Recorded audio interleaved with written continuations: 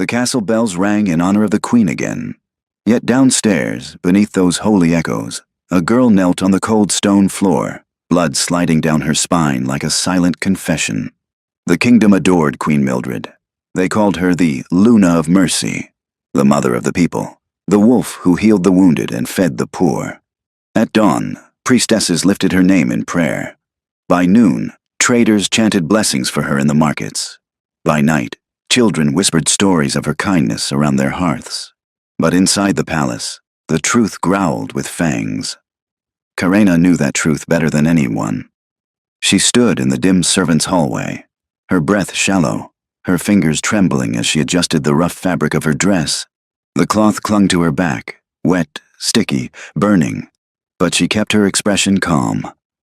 Omegas were expected to be quiet shadows, unseen, unfelt, unheard. Mildred made sure she stayed that way. A door creaked behind her. Before she could turn, the queen's voice slipped into the hall, sweet as honey, sharp as a blade. "Did you think I wouldn't notice, Karena?" The girl froze. Mildred stepped out of her chamber, draped in white silk embroidered with golden moons, the symbol of a Luna beloved by her pack. Her beauty was the kind that deceived crowds, gentle smile, soft eyes, warm skin. A queen carved from grace itself. Only Karena saw the monster beneath. Mildred approached with measured steps, each one echoing like a warning. "You delivered the reports late," she whispered, circling Karena like a wolf testing prey. "The people's needs, the pack's whispers. You think I can guide this kingdom without your observations?" Karena bowed her head lower. I finished them before sunrise, Your Grace." "Before sunrise," Mildred repeated with a sneer. "And yet, not early enough." Her claws, real claws, sharp and retractable, slid out and traced Karena's arm, a pattern drawn from cruelty. Karena forced herself not to flinch. 3 years of this. 3 years of obeying a queen the world worshipped. 3 years hiding the scars that never healed. "Lift your head," Mildred ordered. Karena obeyed. Their eyes met, 2 wolves, one stripped of power, the other drowning in it. "I made you," Mildred whispered, breath warm against her cheek. "I shaped the kingdom's love with your clever little observations. You are useful only when you stay silent. Remember that." A passing guard slowed, noticing how close they stood. Immediately, Mildred's expression transformed. Soft smile, kindly eyes. The Luna everyone adored.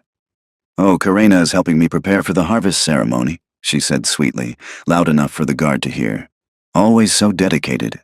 Karena lowered her gaze, hiding the humiliation burning in her chest. The guard bowed in respect to the queen and left. The moment he disappeared, Mildred's smile died. Her hand snapped forward, claws dragging down Karena's back through the thin fabric. Pain exploded. Karena bit her lip until she tasted blood. "How dare a mere Omega stand against me?" Mildred hissed. "Next time you disappoint me, I won't be so gentle." She turned and walked away, silk trailing like moonlight behind her. Karena remained still, her heartbeat echoing in her ears. When the hall was empty, she exhaled shakily and touched her back. Her fingers came away wet, the deep red glistening under the torchlight. Outside, the kingdom sang of Mildred's goodness. Inside, Karena stood alone, bleeding beneath the Luna's perfect mask. And above them all, in the highest tower where he could hear everything yet knew nothing, Alpha King Alfred trusted a queen made of lies. He had no idea that the first crack in her halo had already formed, and it pulsed in time with Karena's quiet, wounded heartbeat. Karena's heartbeat still echoed in her ears long after Queen Mildred vanished down the corridor. The sting on her back pulsed with each breath, but what hurt more was the memory clawing its way up from the past. How she ended up here in the first place. It began 3 years ago, on a morning that smelled of wet soil and fear. The horns of the royal collectors had shaken her village awake. Wolves in silver armor marched through the dusty path, their boots crushing old leaves, their presence swallowing every sound. Families gathered outside their homes with trembling hands and lowered eyes. Her father squeezed her shoulder. Her mother whispered a prayer. When the royal decree was read, the words felt like stones falling from the sky. Tax default. 1 child must serve in the Alpha King's household for 2 years. Karena didn't cry. She didn't argue. She simply looked at her parents, tired, worried, worn down by years of trying to survive, and stepped forward. "I'll go," her mother tried to protest, but Karina shook her head with a small, steady smile. "It's 2 years. I'll come home." That promise warmed her parents' eyes with fragile hope. The soldiers took her. She wasn't dragged. She walked. Because at that time, Karina still believed in the fairness of the crown, still believed that service was honorable, still believed her life would continue after 24 months. She had no idea she was walking into a cage. The palace had awed her at first. Tall cedar columns, shimmering mosaics of the moon goddess, and guards who saluted with pride. But Mildred was the one who greeted her. The queen had smiled at her like a benevolent mother. "Welcome, little one. You're safe here." Karina believed her. That lasted exactly 3 days. The moment Mildred discovered that Karina wasn't just obedient, but observant, everything changed. One evening, Mildred had found her quietly sorting scrolls by scent. "Why did you group them this way?" the queen asked. Karina answered honestly. "Because wolves from the northern district carry the scent of pine. They came complaining about fewer hunting grounds. They're stressed." Mildred paused, listened, calculated. The next morning, the queen announced a new hunting rotation, and the northern wolves praised her wisdom. Mildred tested her more. Karina noticed a maid hiding an injury. The next day, Mildred generously introduced new work schedules. Praise followed. Karina mentioned the farmer's fear of upcoming drought. Mildred prophetically launched an irrigation plan. Praise followed. Karina became the queen's hidden oracle, a shadow behind every decision, a mind Mildred claimed as her own. 2 years quietly stretched into 3 as excuses piled up like stones. She hasn't completed her duty. Her family dishonored themselves. She's still needed. She isn't ready to return. Karina wrote letter after letter home. None were answered. She assumed her parents were busy, or struggling, or embarrassed. Mildred's voice always came with a sympathetic sigh. "They'll call for you soon." But Mildred never sent the letters, never allowed replies, never intended to let Karina go. She wanted a tool, one that never threatened her throne, one that she could break, sharpen, and use however she pleased. And so the queen began her slow, deliberate carving. A harsh word here, a humiliating punishment there, a claw across a shoulder, a boot pressing down on dignity until it snapped. Karina faded. Her voice softened. Her hope thinned. Her spine learned to bend even when her heart wanted to stand tall. The girl who once smiled for her parents now survived by silence. Because the very first time she dared to speak up, just once, just barely, Mildred's claws had kissed her skin. "How dare Amir Omega stand against me?" That chant became the rhythm of her captivity. The memory dissolved. Karina blinked back into the present, the dim palace corridor still empty around her. Pain trickled down her back, warm and familiar. She swallowed hard. 3 years. 3 years of borrowed strength, bitten lips, and quiet courage. Outside these walls, the kingdom worshipped the Luna. Inside them, Karina carried the scars of the truth. She drew a small, slow breath. Someday, she told herself, she would go home. She still believed that. She still dreamed of it. Even though, without her knowing, the path back to her family no longer existed. Karina took a single step forward and stopped when her back flared with pain. She pressed a hand to the wall, steadying her breath. The corridor was empty, but the weight of Mildred's presence still clung to the air like cold smoke. She forced herself to move. Silence was safer. Stillness was dangerous. That was the first rule she had learned under Mildred. The second rule was harsher. Never draw attention unless Mildred demanded it. Her days blurred into a rhythm that felt less like work and more like a hunt. She the prey, Mildred the predator. Karina woke before dawn, long before the palace stirred. She swept the corridors, scrubbed the glass floors, polished the sunlit balconies where the queen often stood for dramatic effect.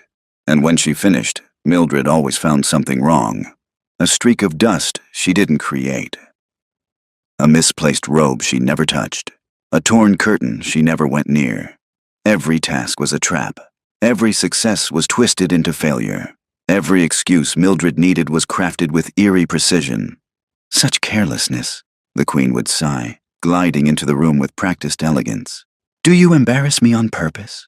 Karena would kneel, bowing her head. No, Luna. Stand, Mildred would whisper. Karena stood. The claws always came after. 4 sharp lines across her shoulder, a deeper one down her arm. Sometimes a strike so sudden she gasped and bit her tongue to keep from crying out. The palace healers never saw her. Mildred forbade it. A wound that healed slowly was a wound that reminded. The other servants learned quickly. They avoided her. Some stepped aside when she passed. Others lowered their eyes, ashamed or terrified. She could never tell which. In the laundry room, whispers fluttered like frightened birds. That's the queen's favorite target. She's cursed. She's unlucky. Don't talk to her unless you want scars. One bold servant once tried to defend her. Mildred caught him. He limped for weeks. After that, no one ever tried again. Karena learned something dangerous from this. Not even kindness was safe here. So she stopped hoping for it. Inside the queen's private study, the room Karena feared the most, Mildred sharpened her cruelty with precision. Books were piled high on one table, letters from the districts on another. Mildred would sit with her legs crossed elegantly, while Karena knelt nearby, sorting the scrolls by scent, by tone, by urgency, by the emotions woven into each word. You feel their needs, Mildred once murmured, watching her with fascination, like a true Luna would. Karena froze. Mildred smiled, soft, warm, poisonous. But you're only an Omega, she finished. So your gift serves me. Karena lowered her gaze again. Silence became her shield. Obedience became her armor. Her voice, once bright with curiosity, thinned until it barely existed. Yet even in silence, her spirit flickered, fragile but alive.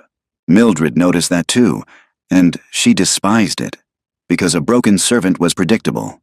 A spirit that refused to die was dangerous. So the punishments grew sharper.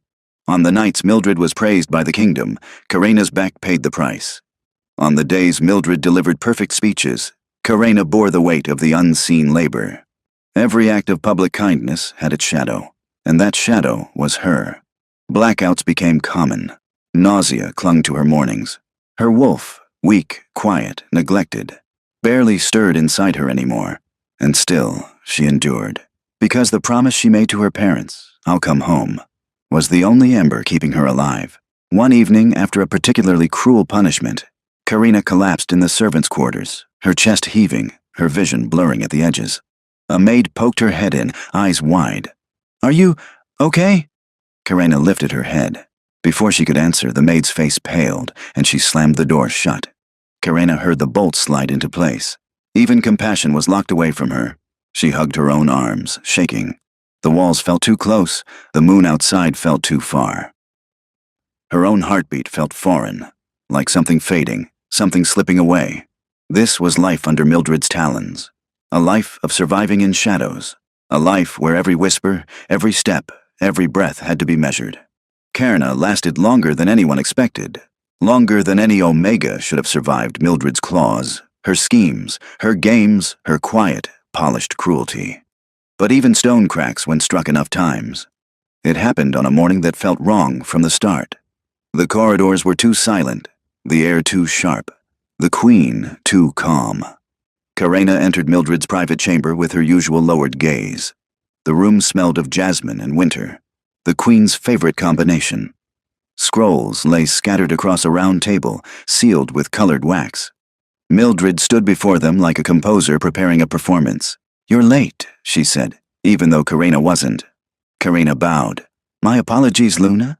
Mildred didn't acknowledge the apology. She lifted a scroll and held it out. I need you to summarize the South District complaints and craft a new speech for me. It must sound compassionate, soft, as if I understand their hardships. Karena reached for the scroll, but for the first time, her hand didn't move fast enough to hide the tremble. Her wolf stirred weakly inside her chest. A flicker, a whisper. Enough. Karena swallowed hard. Luna, my term of service has passed. I should have gone home months ago. I want my 2 years to end. Silence fell like a blade. Mildred stared at her hand. Not the words, not the girl. Almost as if Karena were an insect that had dared to flutter too close. What? She whispered. Did you say? Karena's pulse hammered, but the ember inside her refused to die. Please, I served longer than required. I've tried to endure everything. Mildred moved. Not like a queen, like a wolf, fast, silent, deadly. Her claws shot out, glinting like silver knives, and slashed across Karena's back in a vicious diagonal strike that ripped through cloth and skin. Karena gasped and staggered, gripping the edge of the table for balance as fire exploded across her spine. Mildred leaned close, her voice a soft, poisonous whisper. You leave when I say you leave. You breathe because I allow you to. You think I care about your petty contracts? Karena squeezed her eyes shut. The queen wasn't done. She raised her hand again and dragged her claws down Karen's back a second time, slower, deeper, until blood pooled on the polished floor. Servants passing by the open door froze. None dared intervene, but they heard every word. Mildred's voice dropped into a lethal whisper that carried through the hallway like cold wind. If you try to challenge me again, I will bury you where no one will find you, and your parents will never know what you became. Karena choked on a sob she didn't mean to release. Mildred's smile sharpened. That's better, she said. Remember your place. Then she walked away, calm, elegant, unbothered, leaving Karena trembling in a pool of her own blood. Karena stumbled blindly through the corridors, each step sending bolts of pain up her spine. She didn't stop until she reached the one place Mildred avoided, the moonlit fountain at the edge of the palace courtyard. The fountain's water glimmered softly, reflecting the night sky like a quiet, endless promise. Here, the stone was worn smooth from years of forgotten footsteps. No guards lingered, no servants whispered. Here, she could breathe. Barely. Karena sank beside the fountain, gripping the cold rim as tears finally slipped free. They fell into the water, rippling across the moon's reflection. Her shoulders shook, silent at first, then uncontrollable. I can't, she whispered. I can't keep doing this. Her wolf curled inside her chest, weak but protective, trying to soothe her. A gentle pulse, a faint warmth, a reminder that she wasn't entirely broken.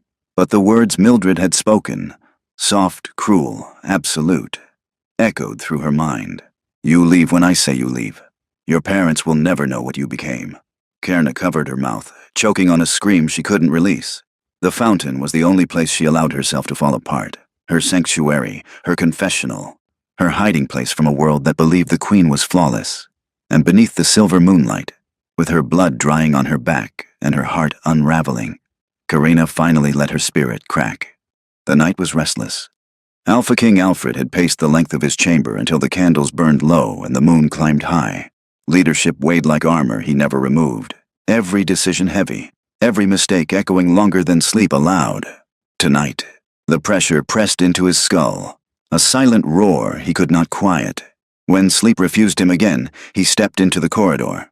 The night guards bowed as he passed, but he hardly noticed. His wolf prowled restlessly beneath his skin, pacing with the same unease he felt. Something in the air felt wrong, like a storm waiting behind the horizon. Instead of turning toward the war room or the throne hall, his feet led him somewhere he rarely visited. The palace courtyard, quiet, moonlit, forgotten. As he approached, the soft trickle of the fountain met his ears, steady and peaceful. But beneath that sound was something softer, something broken, a sob.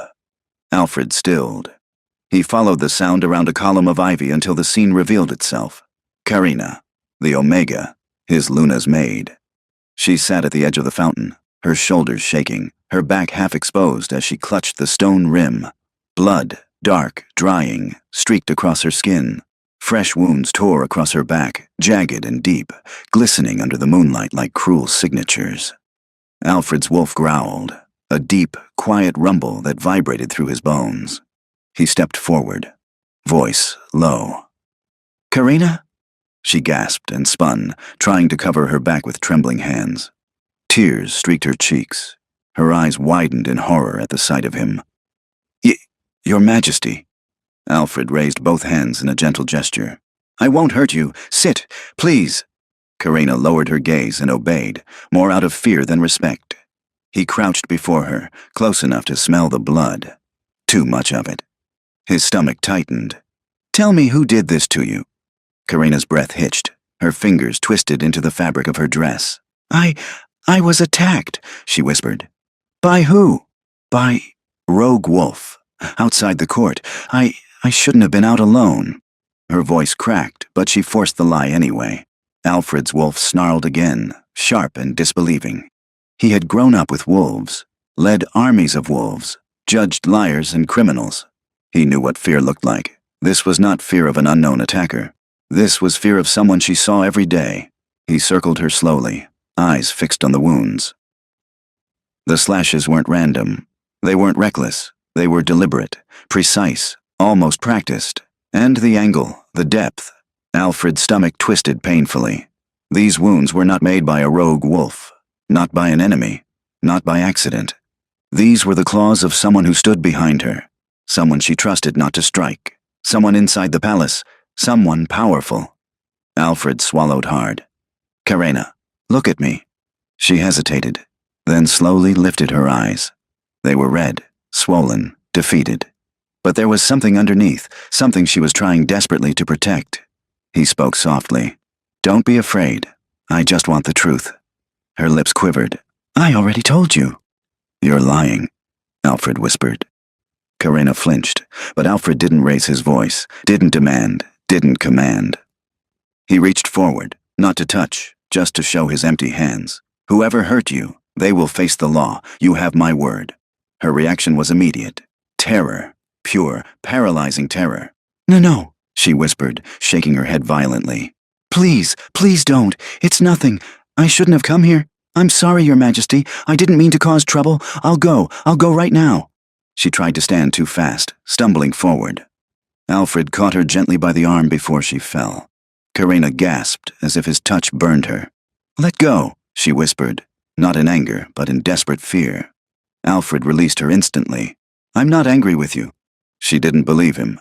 Her wolf was nearly silent, tucked deep inside her, suffocated by years of fear. A wolf that quiet didn't come from a simple attack outside the court. Something far darker was at play. Alfred's chest tightened painfully. He had believed Mildred was kindness embodied, generous, compassionate, a Luna the kingdom worshipped for good reason. But the timing, the fear, the nature of the wounds. His mind whispered a possibility he didn't want to consider. Mildred. He took a slow breath, controlling the anger rising inside him. Karina, if anyone is hurting you, I will find out. Her eyes flooded with fresh tears. She bowed deeply. Please don't ask. Please don't investigate. Please. That was all the confirmation he needed. Not in words, but in terror. Alfred rose, jaw tightening, heart pounding with a growing storm. For the first time in his reign, for the first time since he took Mildred as Luna, he doubted her. The perfect queen, the kingdom's saint, the wolf he loved. The truth was coming, and when it arrived, it would tear the palace apart. Alfred didn't sleep that night. Every time he closed his eyes, he saw Karina's wounds, deep, deliberate, merciless. He saw the terror in her face when he mentioned justice. He heard the desperate pleading in her voice. Please don't ask. Please don't investigate. And the voice he had trusted for years, Mildred's gentle, practiced, flawless voice, suddenly sounded wrong. Too smooth, too polished, too perfect. A perfect mask always hid something. By dawn, Alfred made his decision. The investigation would begin, quietly, secretly, carefully. Even a king had to fear a Luna who knew how to weaponize her reputation. He started in the hallway outside the servants' quarters. His presence startled the morning staff. Their heads bowed so fast their necks cracked from the effort. You may rise, Alfred said softly. He didn't command. He didn't intimidate.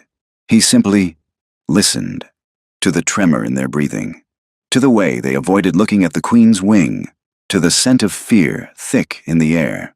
Alfred asked simple questions, disguised as routine check-ins. Has anyone been mistreated? Is anyone overdue for release? Are all servants accounted for? The answers came slowly, hesitant, shaky, cautious, until he spoke one name. Karina.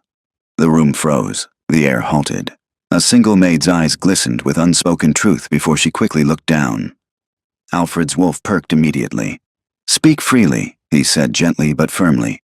"No one in this room will be punished for honesty. A lie, perhaps, but a necessary one." The maid swallowed hard.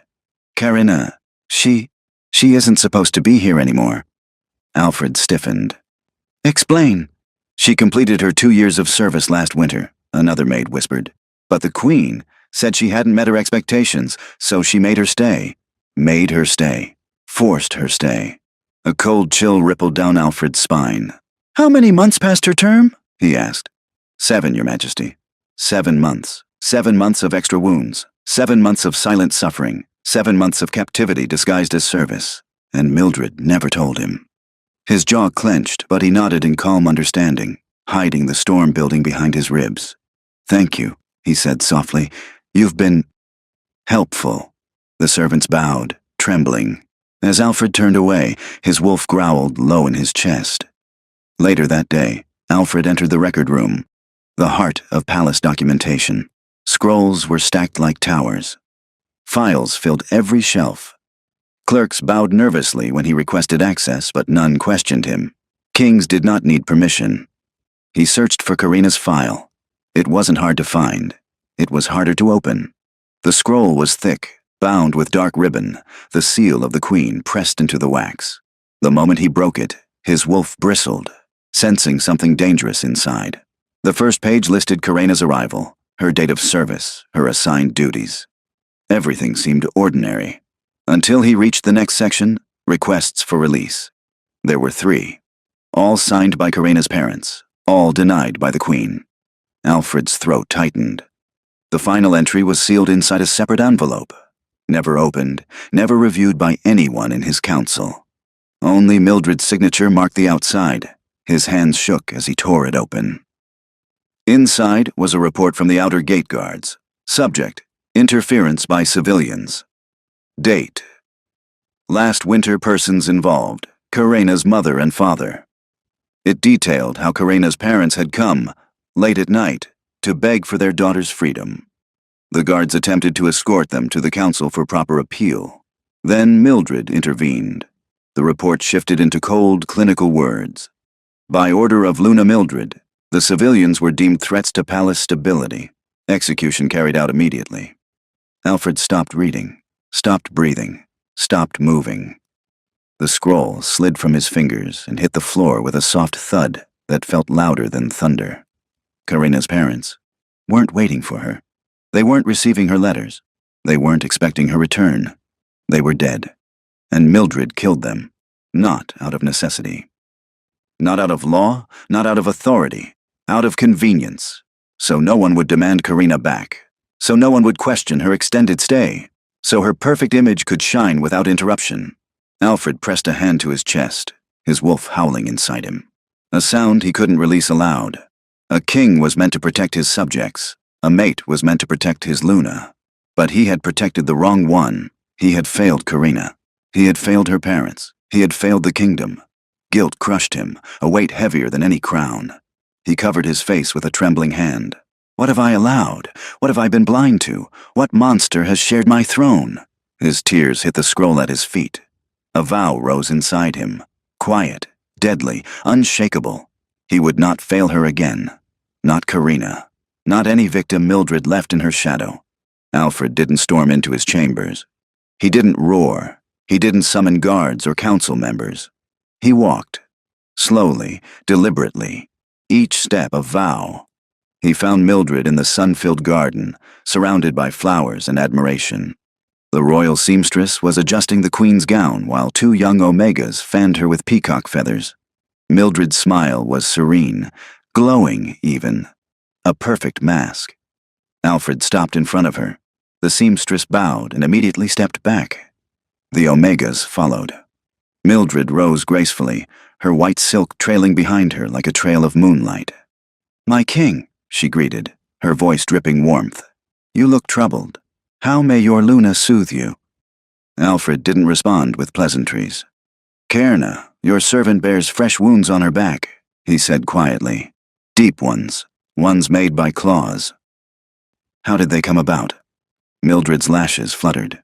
"How terrible. I haven't noticed." Shall I send the healers? No, Alfred said. I want answers. Who attacked her?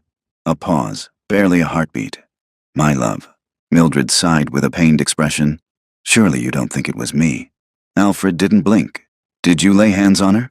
Her face shifted into a perfect imitation of hurt. Of course not. I would never harm a servant. You know how I cherish them. His jaw tightened. Then why has Karena not been released? Her term ended 7 months ago. Mildred clasped her hands together. Ah, that. Karena has not completed her obligations. She still fails simple tasks, and I fear sending an unprepared girl back to the world. It would reflect poorly on us. We are not jailers, Alfred said, voice sharp. We are protectors, Mildred corrected, stepping closer. Some Omegas need guidance. And her parents? Alfred asked, the words tasting like broken glass. They came for her. They asked for her release. What happened to them?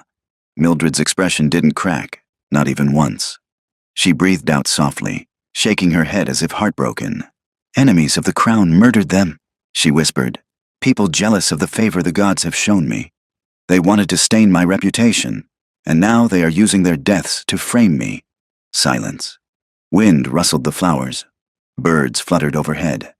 But Alfred heard none of it. He saw only a queen who lied easily, smoothly, convincingly. A queen too perfect to be real. A queen who didn't even flinch at the mention of blood she ordered spilled. His voice dropped, low and deadly calm. Karena will no longer serve you. For the first time, the mask cracked. Slightly, barely, but enough. Mildred's pupils thinned into sharp wolf slits. What did you say? You heard me, Alfred said. She is under my protection now. Mildred's voice sharpened like cold steel. You are making a mistake. That girl, she is not what she seems. She is an Omega, Alfred replied. Nothing more. Mildred's smile twisted. Then why defend her so fiercely? Unless... She raised her voice, projecting it deliberately. Servants in the garden flinched at the sound. Unless she has bewitched you, she declared. The accusation pierced the air like a blade. The Omegas stepped back. The seamstress bowed her head. Mildred continued, eyes glinting with weaponized tears. Karena practices witchcraft, dark herbs, forbidden rituals. I have long suspected her. She seeks to steal your heart, your throne. That is a lie, Alfred growled. But Mildred was already twisting the moment. She clutched her chest dramatically. I've tried to help her hide her shame, to keep peace in the castle, but she is dangerous, my king. Please, let the council handle her fate before she hurts someone. Alfred stepped closer, voice dropping to an icy whisper meant for her alone. I know what you did, and I will uncover every lie, every secret. Fear didn't flicker in Mildred's eyes. Rage did. Burning, flickering, pulsing through her like poison. But she smiled anyway. Smooth, bright, practiced. She turned to the servants around them and lifted her voice for the kingdom to hear. Beware the Omega called Karena, she said sweetly. She hides shadows beneath her innocence. The rumors spread like wildfire. Within hours, some servants avoided Karena entirely. Others hid themselves when she passed. A few whispered that she had cursed the king. And through it all, Mildred watched with a serpent's satisfaction. But Alfred, despite the storm she unleashed, did not bend. Karena stood at the doorway of the chamber the guards escorted her to, her fingers trembling on the frame. She had never stepped this far into the royal wing. This space was reserved for generals, advisors, and those the king trusted most. Not Omegas, not servants, definitely not her. The room was quiet, warm, filled with faint traces of cedarwood and something deeper, the scent of an alpha wolf with a steady soul. Soft light spilled from lanterns shaped like moons. The curtains were thick, blocking the night wind. A hearth crackled gently, giving off a steady glow. It felt nothing like Mildred's chambers, nothing like punishment, nothing like fear. It felt safe. Karena didn't trust the feeling. Her breath came in small, uneven bursts as she stepped forward, clutching the edge of her torn dress. Her back stung sharply, and the movement sent fresh agony through her spine. She winced but stayed silent, instinctively waiting for someone to bark orders or accuse her of something she hadn't done. No voice came, only footsteps. Steady, controlled, familiar. Alfred entered the room quietly, closing the door behind him. Karina immediately bowed. Your Majesty, I didn't mean to intrude. They told me to come here. If this is wrong, please forgive. It isn't wrong, Alfred said gently. I asked them to bring you. Her breath caught. He approached slowly, never too fast, never too forcefully, like someone approaching a frightened wolf pup who might panic and bolt. His eyes softened as he looked at her face, then at her back. Sit, he said softly. Karina's knees weakened, and she lowered herself onto the cushioned bench beside the hearth. She kept her gaze fixed on the floor, heart pounding so loudly she could barely hear her own breathing. Alfred retrieved a small jar from a shelf, an herbal salve used to heal deep wounds. He sat beside her, close enough for warmth, but not close enough to make her flinch. May I? He asked. Karina hesitated, then nodded. He lifted the back of her dress with careful hands. The moment the fabric rose, he inhaled sharply, not because he was surprised, but because it hurt to see it. She didn't see his agony. She only felt the cool air hit torn skin. Alfred dipped his fingers into the salve, and his voice lowered. This will sting. It's okay, she whispered. It wasn't okay. Nothing about her scars was okay, but she endured anyway. When the salve touched her skin, she trembled. Barely, but he noticed. Does it hurt too much? He asked. No, she lied. His hands went still. You don't have to lie. Not here. Karina blinked rapidly, her throat tightening. No one had ever said that to her. Not once in 3 years. As he tended her wounds, Alfred felt something shift inside him. A painful, blooming realization. Karina was nothing like the woman he had been calling Luna. Where Mildred calculated every expression, Karina hid her emotions to avoid punishment. Where Mildred demanded praise, Karina apologized for existing. Where Mildred wore false kindness like armor, Karina embodied quiet kindness without even trying. The more he saw, the more he understood the scale of Mildred's deceit. When he finished applying the salve, he gently lowered her dress back into place. You're safe here, he said. No one will touch you again. Karina stared at him as if the words made no sense. Why are you doing this, Your Majesty? Alfred didn't look away. Because what happened to you was wrong. Because I should have known. Because I failed you. She shook her head quickly. No, it's my fault. I shouldn't have asked to go home. I shouldn't have. Stop, Alfred said, his voice firm but tender. You've carried enough blame for wounds you didn't cause. Karina's lips parted in soft confusion. She had no idea how to exist without blame, without fear, without bracing for claws. Her wolf stirred weakly inside her, warming at the sound of his voice. Alfred noticed. You're strong, he said quietly. Stronger than you realize. No, she whispered. Yes, he insisted. She lowered her gaze, cheeks warming. He hadn't praised her strength. He had recognized it, seen it, named it. A different kind of warmth spread through her chest. Small, gentle, unfamiliar. Peace, the first she'd tasted in years. Alfred stood. The guards outside answer to me alone. If you need anything, even in the middle of the night, tell them. Karina nodded slowly. He paused at the door, watching her settle cautiously on the bench, her eyes darting to every corner of the room as if waiting for danger to jump out. But there was no danger here. Not anymore. Rest, Alfred said softly. You're safe. He stepped outside, closing the door quietly behind him. But he lingered in the hallway, exhaling the breath he'd been holding. Karina wasn't the danger. His queen was, and Alfred had just taken Mildred's favorite target and placed her inside his own chambers. War was coming, but for tonight, Karina finally slept without fear. Karina healed slowly, but for the first time, she healed in peace. Each day she awakened in the quiet chamber Alfred had given her, sunlight filtering softly through the curtains instead of Mildred's footsteps dragging terror into her bones. The guards outside her door nodded with respectful silence, not suspicion. No one barked orders, no one threatened her. Still, old habits clung to her like shadows. She moved quietly, spoke softly, apologized often, but Alfred noticed every flicker of fear. and every spark of courage hiding beneath it. Their conversations began simply. "How are your wounds today? Did you sleep at all? Does the salve still burn?" Karina always answered the same way. "I'm fine. I slept enough. It doesn't hurt." None of it was true, but Alfred didn't push. Night after night, he returned to check on her. Sometimes he sat across the room, letting the silence settle comfortably. Sometimes he asked about her day, encouraging her to speak even when she hesitated. Then one night, when the moon hung low and the fire crackled softly, he asked what he'd been desperate to understand. "Karina, who hurt you?" Her breath stilled. She opened her mouth, but no name came out, no accusation, no truth, just a whisper she had trained herself to repeat. "It was my fault." Alfred felt something in him break.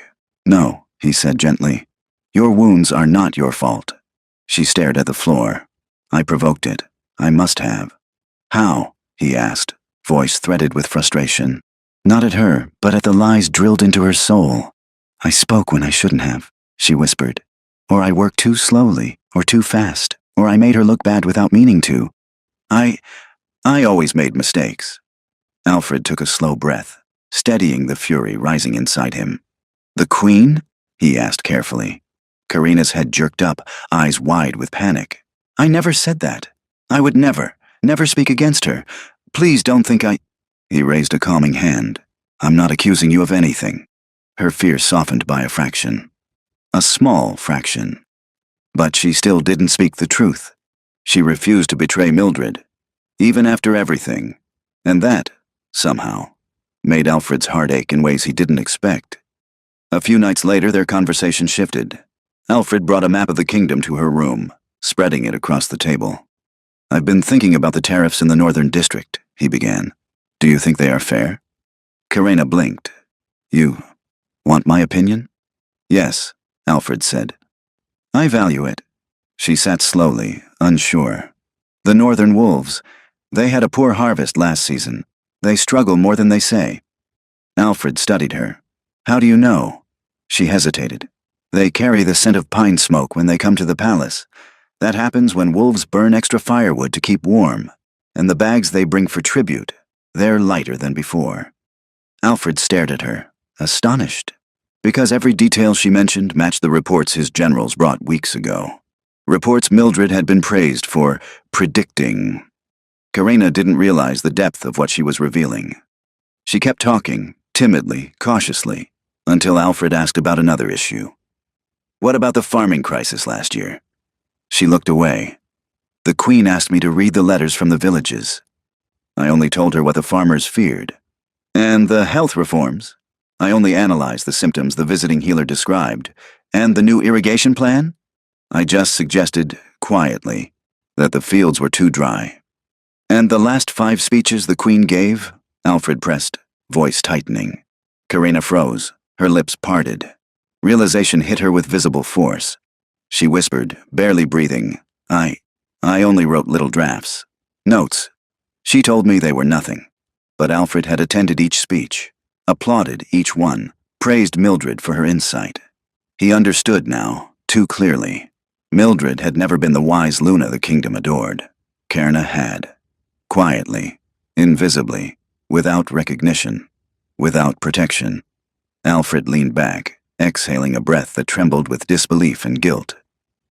"You've shaped this kingdom," he said softly, "and no one knows." Karina shook her head. "No, I didn't do anything. I only—" "You guided her," Alfred said. "You saved countless wolves from hardship." Karina's eyes shimmered with confusion, not pride. No one had ever spoken to her like she mattered, not even once. For a moment, their eyes met, truly met, and something shifted between them. Not the sharp crack of fear, not the slow weight of obligation. Something gentler, quieter, warmer. A spark. Alfred felt his wolf stir for the first time in months. Karina looked away quickly, cheeks warm, fingers twisting in her dress. "I'm sorry if I spoke too much," she murmured. Alfred stepped closer, lifting her chin with a single careful finger, forcing her to look at him. "You can speak as much as you want," he said softly. "Your voice deserves to be heard." She blinked up at him, wide-eyed, breath trembling. Something fragile and hopeful glimmered behind her lashes. Something that felt dangerously close to trust. The tension between them grew thicker, slower, warmer. Like the air before a kiss neither dared attempt. But both felt it. And both knew this was only the beginning. Rumors moved faster than any wolf in the kingdom. By sunrise, whispers curled through the corridors like smoke seeping under doors. Servants paused mid-task when Karena walked past, their eyes darting with fear and suspicion. Guards, once neutral, now watched her with tightened jaws. Even the council hall, usually steeped in calm authority, buzzed with agitation. Mildred's work had begun, and it was devastatingly effective. It started in the southern courtyard.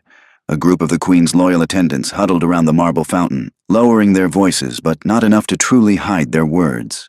She bewitched the king, took him right out of the Luna's arms. I heard she used dark herbs. Her eyes, did you see them? They look unnatural. A servant overthrowing a queen, unthinkable. Karena stopped walking. They didn't. Imagine, a mere omega in the king's chambers.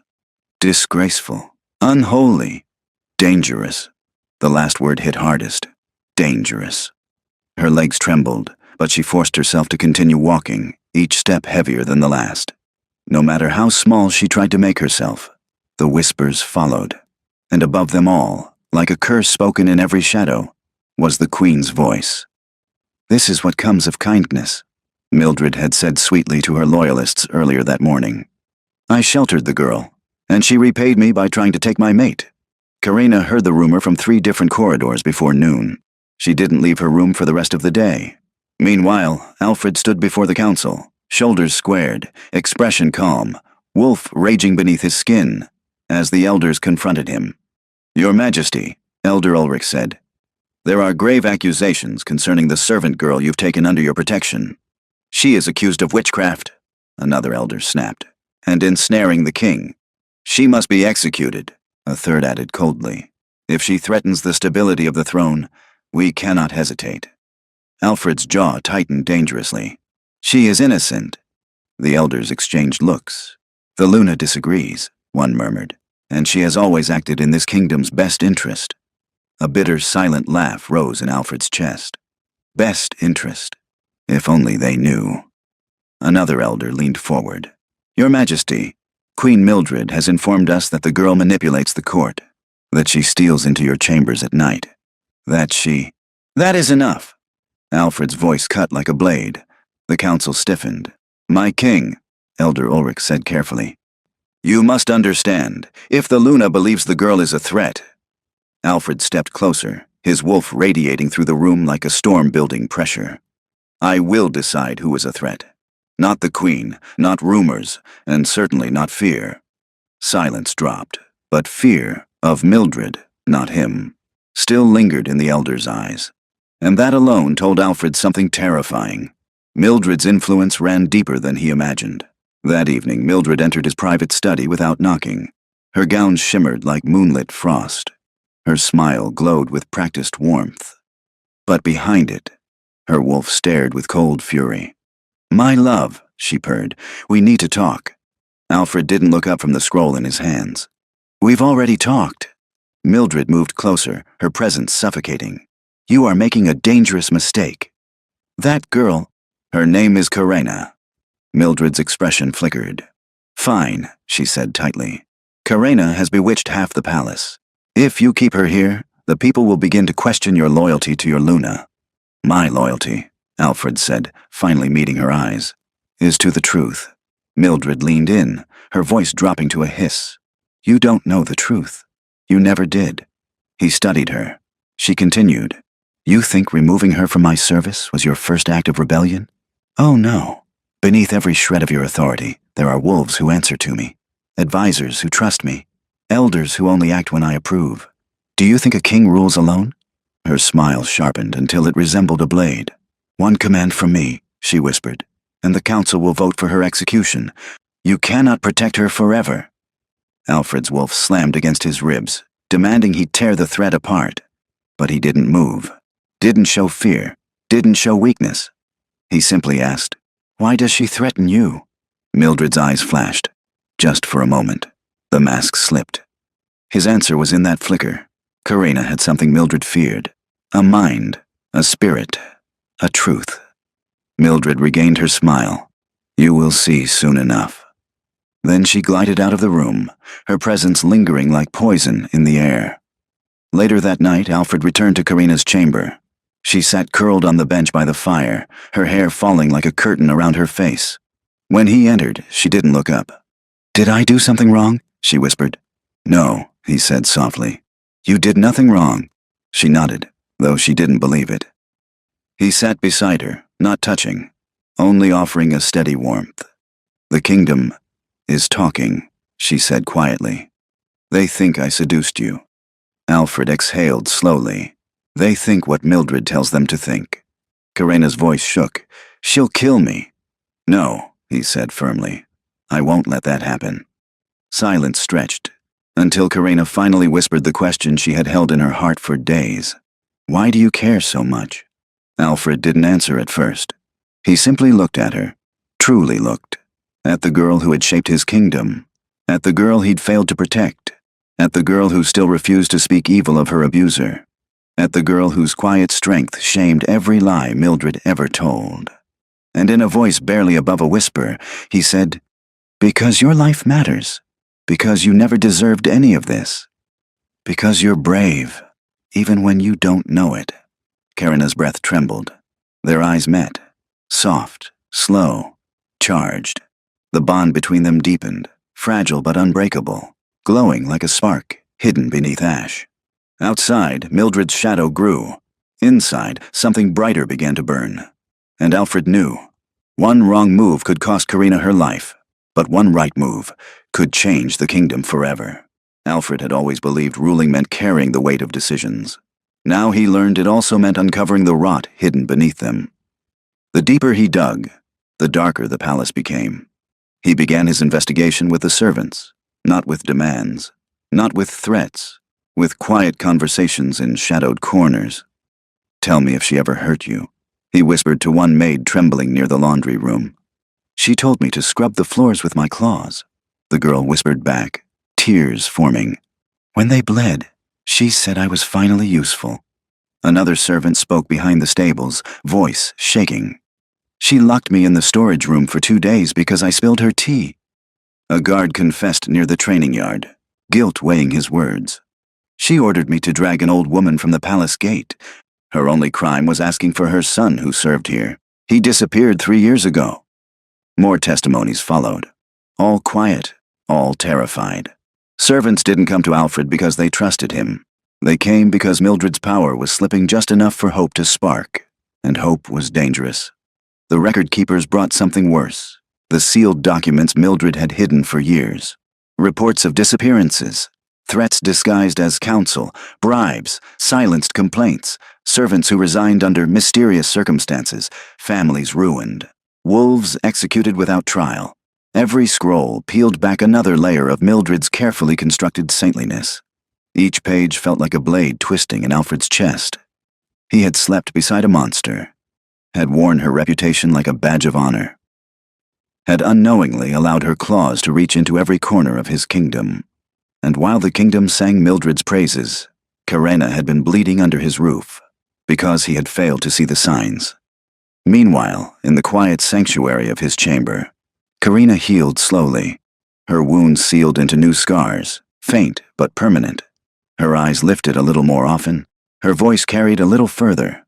Her wolf stirred, weak but alive. That night, the fire cast soft gold on her face as she sat across from Alfred. Her fingers twisted absently around the mug of warm tea he'd given her. She was quieter than usual, not fearful silence. Thinking silence. Are you in pain? Alfred asked. No, Your Majesty. He gave her a mild look. A little, she admitted. Alfred moved closer and sat beside her, not touching, but close enough that she felt his warmth. You can tell me the truth, Karina. Her shoulders slumped in a small, defeated way he was beginning to recognize. I'm trying, she whispered. I've never had anyone to tell the truth to. Alfred swallowed the ache that rose. He waited. Slowly, carefully, Karina began to speak. Sometimes I think, if I had just worked harder, or kept my head lower, or stayed silent longer, Maybe she wouldn't have hated me so much. She didn't hate you, Alfred said, voice dark. She feared you. Karina blinked, confused. Feared me? Why? Because you saw everything, he said. Because you understood people. Because you did what she could not. She didn't believe him. Not fully. Karina wrapped her arms around herself. I wanted to do my best. So she would release me. Her voice softened to a fragile whisper. My parents? They're waiting for me? They must be so worried. She gave a small, hopeful smile. When I'm free, I'll go home. I'll run all the way if I have to. Alfred looked away. The truth, sharp, cruel, merciless, cut through him every time she mentioned them. He couldn't tell her. Not yet. Not while she still smiled like that. Karina continued, unaware of the storm inside him. They wrote letters to me. You know, she said softly. Or, I think they did. I never received any, but I know they must have tried. Mothers always try. Her eyes warmed with gentle certainty. A dream still alive. A hope still burning. Alfred's hands curled into fists. He had vowed to protect her, but this truth would destroy her if he dropped it too soon. He had to be strategic. Careful, patient, and above all, he had to keep her safe until the kingdom was ready to hear everything. For the first time in years, Karina slept through the night without waking in fear. And every morning after, Alfred felt himself sink deeper into a problem no king had ever been trained to solve. How do you protect someone from a truth that will break them? Days passed quietly. Karina's steps grew steadier, though she still flinched at unexpected sounds. She learned to sit without bracing for a command, to eat without waiting for permission, to breathe without holding guilt in her lungs. And Alfred watched every small change like a man witnessing spring after a long winter. Some nights she spoke more, some nights she said nothing at all, but she was healing, piece by fragile piece, and that made the truth he carried feel even heavier. One evening he found her sitting on the floor beside the hearth, wrapping fresh bandages around her lower back. She froze the moment he entered, instinctively lowering her head. You don't have to bow to me here, Alfred said gently. She nodded, but her hands trembled as she continued tying the cloth. Without a word, Alfred knelt and reached for the bandages. Let me help. Karina hesitated, but only for a heartbeat, before allowing him to take the roll from her hands. He worked carefully, his fingertips grazing her skin with deliberate softness. Every touch made her wolf flutter inside her, unsure but comforted. You're getting stronger, he murmured. Karina's voice was small. Only because you gave me a place to breathe. Alfred paused. Those words. It was exactly why telling her about her parents terrified him. Breathing was new to her. Peace was new. Hope, dangerous, fragile, was new. He wrapped the last layer of bandage and sat back, studying her quietly. She looked healthier. Not healed, but alive. How could he take that from her? Karina tucked a loose strand of hair behind her ear. You look troubled, she said softly. He forced a steady breath. I'm thinking. About the council? About you. Her cheeks warmed. Did I do something wrong? No, Alfred said quickly. Nothing. You've done nothing wrong. She relaxed slightly, but her gaze remained curious. Then why do you look like you're carrying too much weight? He almost answered. Almost told her everything. It rose to the edge of his tongue. Your parents, they're gone. Mildred murdered them. You're alone because of her. I should have protected them. Protected you. I'm sorry, so sorry. But he swallowed the words before they could escape. Karina was healing, laughing quietly, sleeping peacefully, trusting carefully. A truth like this would shatter all of it. Not now, not yet, not when Mildred's threat still prowled the palace. He offered a small, controlled smile. I'll be fine. Karina studied him longer than usual, then nodded slowly. She accepted his silence. She trusted it, and that trust only twisted the knife deeper in Alfred's chest. The kingdom had seen festivals. The kingdom had seen coronations. The kingdom had seen battles. But it had never seen its beloved Luna escorted into the council hall in chains. The morning began like any other. Sunlight brushing the rooftops, wolves stretching in the training fields, servants preparing the halls. Then the bells rang. 3 sharp tolls, a signal used only in moments of crisis. Wolves poured into the courtyard, confused, murmuring, frightened. The council chamber doors swung open, and Alfred stepped inside with a stack of sealed documents, each one bearing the royal crest. His voice carried like thunder. "The council will convene. This matter concerns the safety of our kingdom." The elders looked up sharply. Loyalists, once Mildred's shield, shifted uneasily, and then guards dragged Mildred into the hall. Gasps erupted.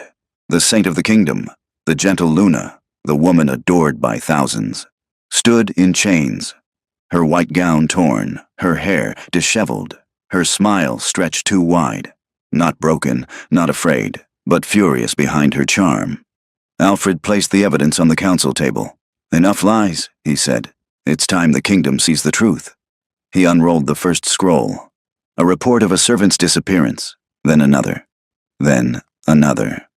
Documents Mildred had hidden for years, letters she forged, threats she issued, execution orders she carried out behind the king's back. One by one, her crimes filled the hall. Silence suffocated the air. The elders' faces paled, the loyalists' hands trembled, and Mildred's smile slowly faded. When Alfred revealed the final scroll, Karina's parents' execution order, the hall erupted. "What is this? She murdered civilians? The Luna lied? She deceived us all." Mildred lifted her chin, mask cracking but not falling. "They were a threat," she said coldly. "I did what was necessary to protect the kingdom." A lie she'd perfected for years, but now the evidence outweighed her illusion. As the uproar grew, Alfred raised a hand. "Enough." The chamber fell silent. He turned to Mildred, the woman he once called his mate, the queen he once believed in. "Mildred of Silvercrest," he declared, voice steady.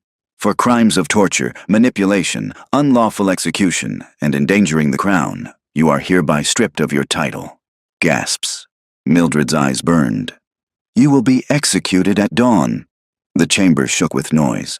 Shouts, disbelief, anger, grief. Wolves who once worshipped her stood shattered. Mildred didn't flinch. She only stared at Alfred with venom disguised as sorrow. "You fool," she whispered. "You think you've won?" Guards moved to drag her away. She didn't resist. Not until she saw Karina standing at the far end of the corridor, outside the council chamber, watching in stunned silence. Then Mildred smiled. Soft, sweet, twisted. She yanked herself from the guard's grip and lunged toward Karina. Not to strike, but to speak. Her voice a poisonous whisper only Karina could hear. "I killed your parents." Karina froze. Every thought shattered. Every breath stopped. Her heart collapsed inside her chest. Mildred leaned closer, eyes gleaming with triumph. "And he knew." Karina's world imploded. The guard seized Mildred again, dragging her back, but the damage had been done. The queen's laughter echoed down the hall, high, soft, victorious in its cruelty. Karina staggered back, clutching her chest, struggling to breathe. Karina didn't remember how she made it out of the council hall. One moment she was staring into Alfred's eyes, drowning in the truth he hadn't told. The next, she was running. Through corridors, past guards, past startled servants, her heartbeat pounding louder than her footsteps. She didn't stop until she reached the farthest corner of the palace garden, the same place she once found comfort. Now it felt like a grave. She sank to the ground, fingers digging into the grass, breath trembling. Tears slid down her cheeks in hot, uncontrollable streams. Her parents, her mother's soft smile, her father's warm hands, their promise. "You'll only be gone 2 years, little wolf. We'll be waiting right here, dead, gone, because of Mildred." And Alfred knew. Her chest caved inward, pain hitting so hard she folded in on herself, sobbing into the earth as if it could swallow her heartbreak. The air shifted behind her. She didn't need to turn to know who it was. "Karina," Alfred said quietly. She flinched. His voice, once a shelter, now felt like a knife. "Please," he murmured, staying at a distance. "Let me explain." She shook her head, arms wrapped tightly around her knees. "You should have told me." "I wanted to," he whispered. "I was waiting for the right time." "There was no right time," she snapped, her voice cracking in the middle. "There was only the truth. And you chose to keep it from me." Alfred closed his eyes as if the words physically struck him. Karina stared at the ground, nails digging into her palms. Do you know how many nights I cried wondering why my letters weren't answered? Why they didn't come for me?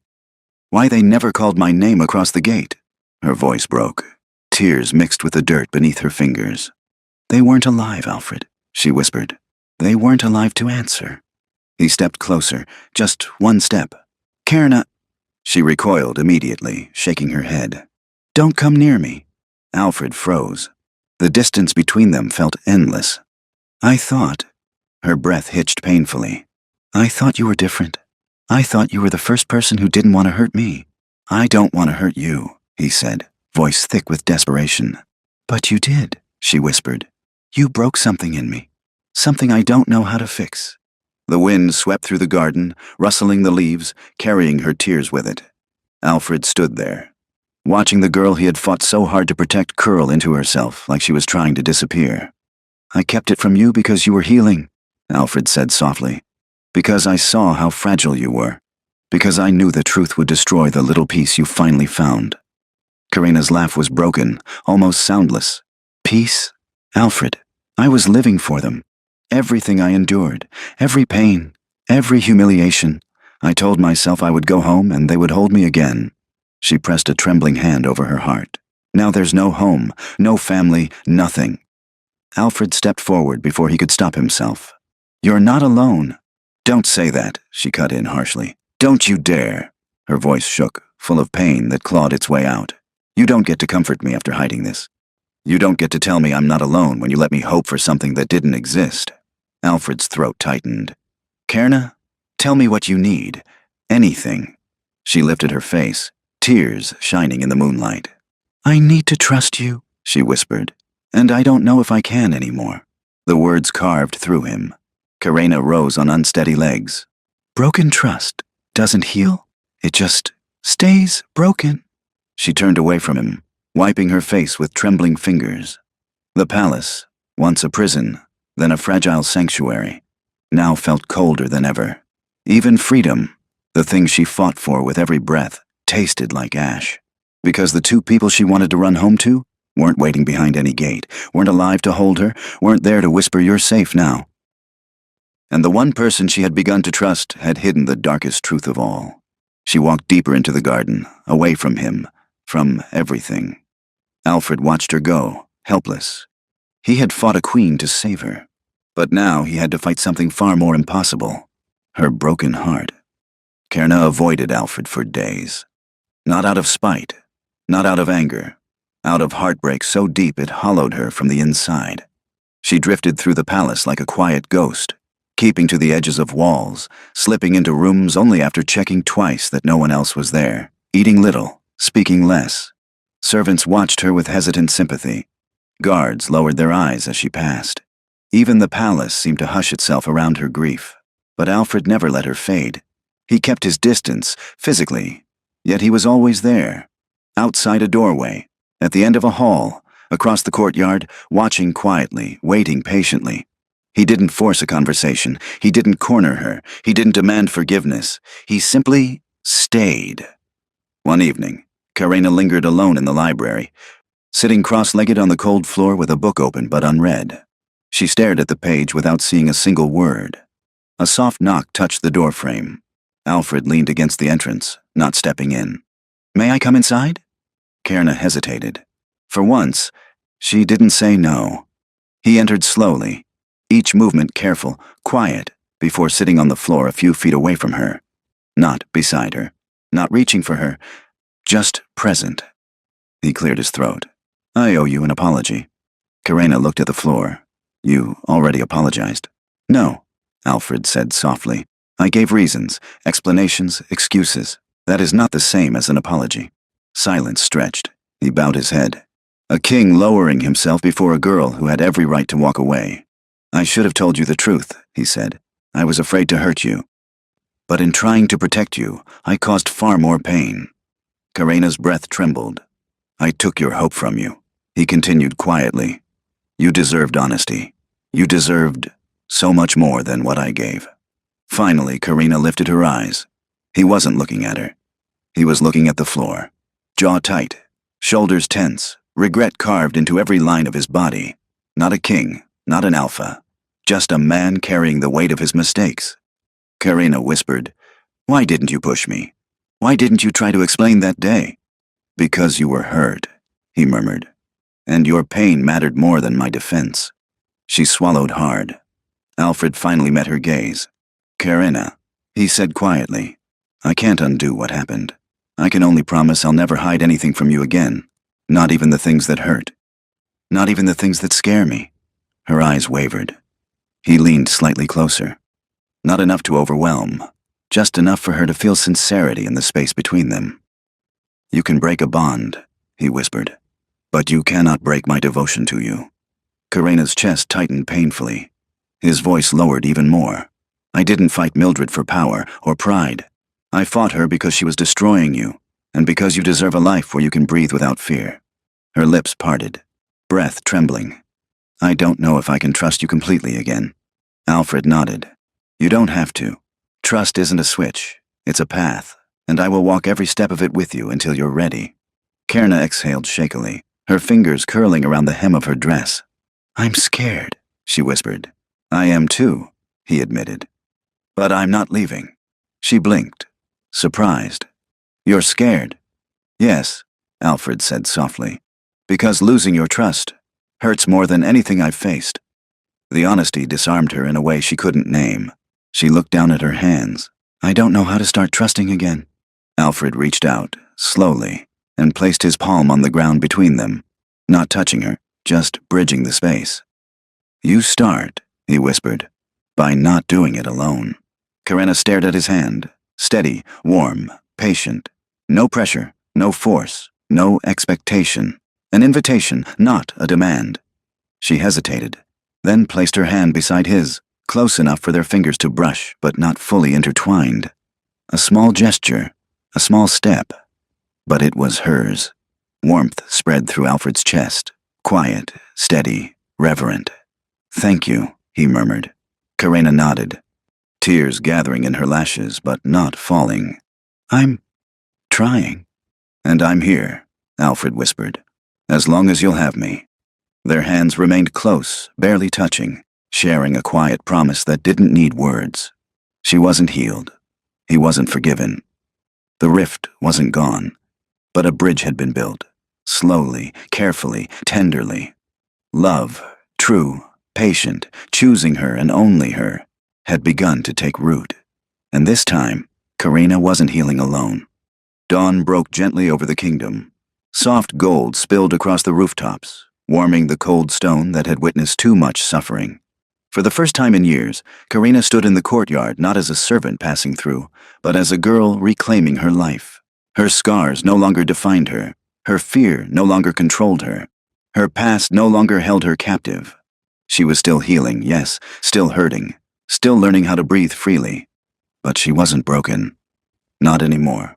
Alfred found her standing beneath the tall archway, watching the sunrise with quiet awe. She didn't flinch when he approached, didn't look away, didn't run. Her silence wasn't fear tonight. It was choice. He stood beside her without speaking. After a long moment, she whispered, "I want to tell you something." Alfred turned slightly, waiting. Not pressing, never pressing. Karina took a slow, steady breath. "I forgive you." His chest tightened, eyes widening almost imperceptibly. "You kept something from me," she continued. "Something that hurt, something that changed my world forever.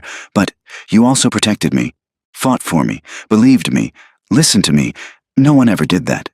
He swallowed, struggling for words. "My heart broke," Karina whispered. "And you didn't blame me for breaking. You just stayed, patiently, kind, honest, even when I pushed you away." Her eyes met his, clear, steady, shining with something new, strength. "But I see it now," she said gently. "You weren't the one who hurt me. You're the one who saved me." Alfred exhaled shakily, his wolf stirring with relief so intense it nearly dropped him to his knees. "Karina," he breathed. She took one step closer. "And I choose to trust you again. Not because I owe you, not because you asked for it, but because you earned it." He closed the distance in one slow movement, raising a hand, but pausing, giving her room to refuse. She didn't. Karna placed her palm against his, fingers threading with his in a quiet, steady promise. I choose you, she whispered. Alfred pulled her into his arms, careful, tender, reverent.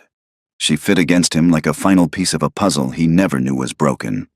Her head rested beneath his chin, his heartbeat strong against her ear. For the first time in her life, she felt safe in someone's embrace. Not trapped, not owned, not used, chosen. Word of Mildred's crimes spread slowly at first. Shock rippling through the kingdom like aftershocks from an earthquake. Wolves argued, mourned, raged. Some wept for the illusion they had worshipped. But as testimonies emerged, as scrolls were released, as servants' voices finally rose, the kingdom saw the truth. Mildred had been a saint only in stories. Karena had been the real lantern in the dark. Her insights had saved villages. Her courage had kept the kingdom balanced. Her strength had endured what would have broken many. Whispers changed, accusations faded. Eyes once filled with suspicion now bowed with respect when she walked by. Not because she was powerful, not because she was the king's companion, because she had survived fire without losing her gentleness, because she had risen. Alfred announced publicly, Karena is under my protection. She is not a servant. She is not a prisoner. She is the heart that guided this kingdom from the shadows. Some wolves gasped, others nodded. Karena stood tall beside him, her head no longer bowed, her hands no longer shaking, her wolf awakening inside her, steady, proud, unafraid. One evening, as the palace quieted, Alfred and Karena stood on the balcony overlooking the land she had helped shape. He turned to her, taking her hands gently. The kingdom needs a Luna with a heart like yours. Karena's breath stilled. He knelt, not out of tradition, but out of devotion. I love you, he said, voice raw and steady. Not because you changed the kingdom, not because you endured, but because you are you. Her heart fluttered, warm and full. And I want you beside me, he continued. Not as a servant, not as a shadow, as my partner, my equal, my future queen. Tears filled Karena's eyes, not from pain, not from fear, but from something she thought she would never feel. Belonging. She crouched down to him, cupping his face with trembling hands. I love you too, she whispered. And if you'll walk with me, then yes. Alfred rose, pulling her into a kiss soft as moonlight, lingering with all the promises they had yet to fulfill. Karena melted into him, not as the girl who had been broken, but as the woman who had survived and transformed. A woman who chose love. A woman who chose strength. A woman who chose herself.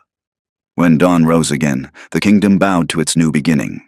Karena, no longer a forgotten Omega, stood beside the king with her chin lifted, eyes bright, wolf strong. She wasn't a servant. She wasn't a victim. She wasn't a shadow of Mildred's cruelty. She was the future Luna, a queen who earned her crown through fire. And this time, every step of her life would be hers to choose. If you enjoyed this story, drop a comment and let me know where you're watching from, plus your favorite moment and character. I really love hearing your thoughts and chatting with you. Until the next love story, bye for now.